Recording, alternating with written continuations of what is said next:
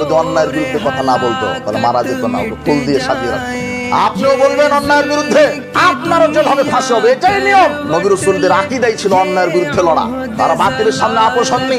আমরা জুমার খুতবা থেকে দোয়া করি, আল্লাহ তুমি উসমান হাদিকে তার পাপগুলি ক্ষমা করে দাও।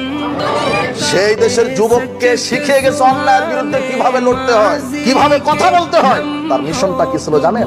এই যে আমি যে বক্তব্যটা দিলাম, এই মিশনটাই ছিল তার। মিশন ছিল আগামীতে নেতা নেত্রী চোর ডাকাত হবে না, হবে আলেম ওলামা। এটা তার মিশন ছিল। আর তার আরেকটা মিশন ছিল যে নেতা হতে গেলে কোটি টাকা খরচ হবে কেন, যে নেতা হবে তাকে জনগণ টাকা দিয়ে নেতা বানাবে, জনগণ বানাবে তাকে নেতা। নেতা আপনার ওই গরু ছাগলের মতো ভোট কিনে নেতা হবে না। ও যদি 150 কোটি টাকা দিয়ে খরচ করে নেতা হয়, তো 1000 কোটি চুরি করার ধান্দাতে থাকবে। কথা বুঝেননি? এই দূরদর্শিতা ছিল। আর আরেকটা দূরদর্শিতা উসমান হাদির আদর্শ ছিল এই ভারতের নাস্তিকবাদী দাবিদারকে কবর দিয়ে কোরআন এবং সুন্নাহ ভিত্তিক বাংলাদেশ গড়ার আদর্শ তার ভিতরে ছিল।